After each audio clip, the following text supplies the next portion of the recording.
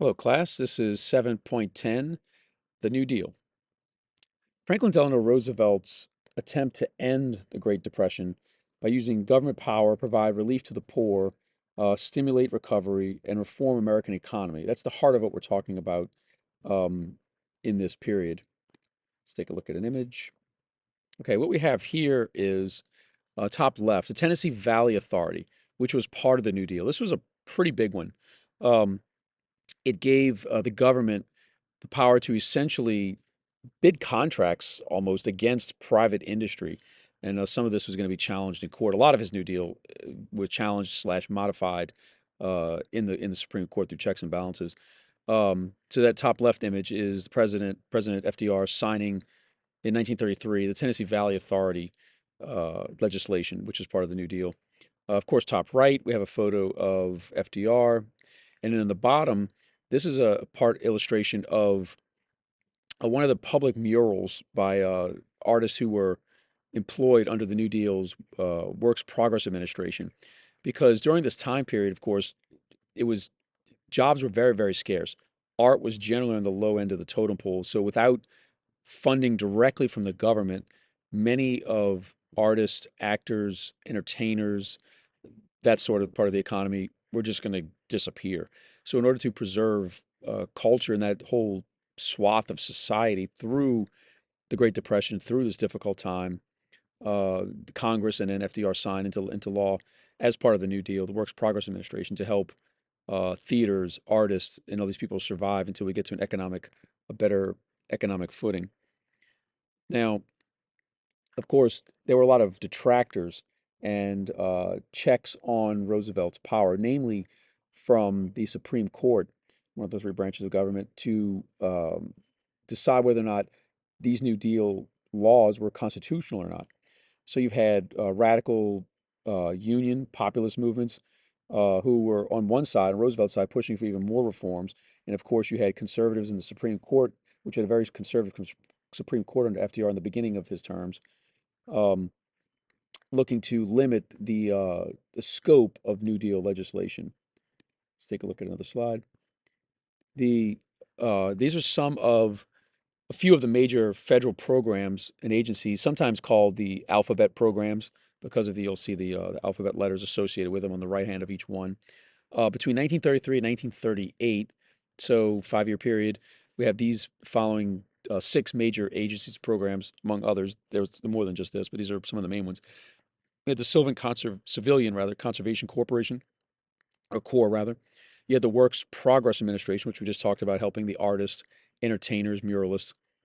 Civil Works Administration, think roads, bridges projects, eventually what would lead into the interstate system in the Eisenhower administration, that sort of thing. Civil Works, Farm Security Administration, funding farming to keep them from going bankrupt, or to keep farmers from simply not farming, because if they did farm, or in other words, if they were farming at a loss and they just walk away from farming altogether, you could have a collapse of the farming industry as a whole. So the Farm Security Administration was designed to prop up farmers so they could keep farming through this economic crisis. National Industrial Recovery Act 1933, um, which had rules and regulations going into state regulations we're going to talk about in a second. And of course, the Social Security Administration, which, of course, that's one of the ones that's still in its full form, still with us today.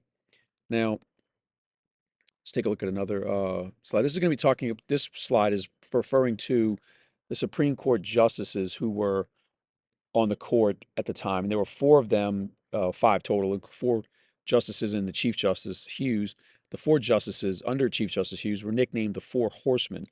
They were the more conservative members of the Supreme Court, Justices Sutherland, Butler, McReynolds, Van Devanter, along with Chief Justice Hughes. They were more behind striking down first New Deal legislation in FDR's term than they let pass. Over time, however, a couple of the justices were replaced, and a couple of these four horsemen that were on the court in later in FDR's term, when court cases began to come back to the court, they kind of reversed some of these decisions and began to pass some of his legislation. Um, so the four horsemen, which basically what you need to know about them is they were justices on the Supreme Court who were known for as constitutional originalists. They stuck to the Constitutional's original meaning. They thought that the New Deal programs essentially exceeded federal power. Therefore, their rulings were, on average, again with the first New Deal, against FDR. They began to lighten up later. Let's talk about one case in particular as an example.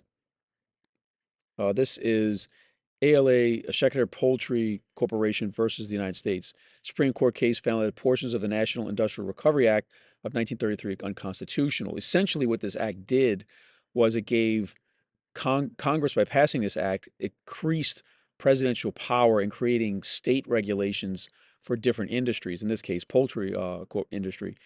And they sued the national government, went up to the Supreme Court.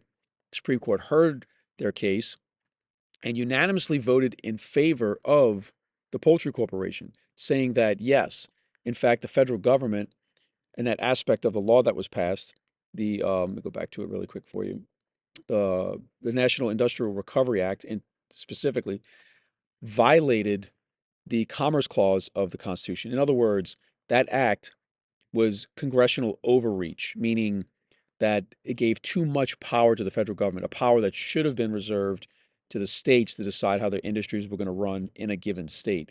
And the Supreme Court was unanimous striking down that aspect of that law. So, as much as you hear about FDR's New Deal policies, Social Security Administration, which we have with us today, the Works Progress Administration, which kept art, music, entertainment alive during this period, as much as all of those are good things, there wasn't a unified voice in favor of everything that FDR did. There's always two sides to the coin. And in this case, the Supreme Court, five justices in particular, the four horsemen plus the Chief Justice, were a force curtailing some of what FDR was trying to do. So that plays into checks and balances. It plays into state versus federal rights. It also, I think, more importantly for APUSH purposes, illustrates that there is always a difference of opinion. As good as something may look, or as much as you hear about the benefits of it 30, 40, 100 years later, if you look back at the time frame itself and contemporary readings and so forth, you're always going to find that there were detractors, that there was somebody on the other side of the argument. It's very important to keep in mind. Okay, let's look at one more image. This is, sorry about that. This is another reform, 1933, that reformed banking. So we looked at some that helped, affected farmers, that affected artisans. We looked at some that affected industry. Now, this in particular is the Banking Act, and the Banking Act of 1933, more commonly known as the Glass-Steagall Act of 1933. What this act did was, for the first time, said that if you are in the banking business, you have to separate your commercial banking from your investment banking. It also meaning that you're taking on people's deposits for your checking account. You can't just in turn take that money invested directly into the stock market, which is what led to some of the banking collapses and the stock market crash itself, 1929, the bank runs and so forth. This act, the Glass-Steagall Act, also, excuse me, sorry about that, a little bit of a coughing spell. Um, so the Glass-Steagall Act also created the Federal Deposit Insurance Corporation, among a few other legal financial pieces of legislation within this act. Um, the Glass-Steagall Act was one of the most hotly contested pieces of congressional laws before it got to Roosevelt's desk in 1933. You can imagine there's a lot of money involved in banking and a lot of people who were trying to be very careful that they weren't going to lose what they had based on this act. So there's a lot of back and forth between getting it passed.